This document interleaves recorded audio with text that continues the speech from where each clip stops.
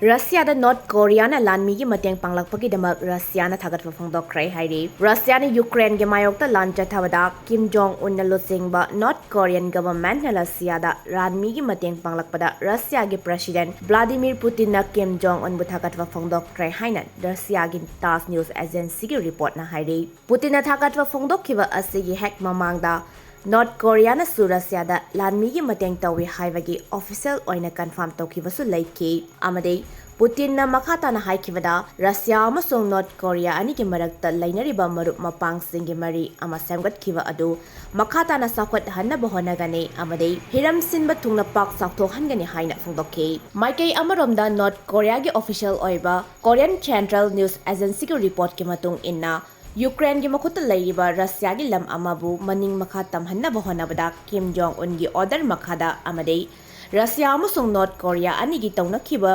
defense treaty gi matung inna North Korea na troops sing deploy tawkhibani hairi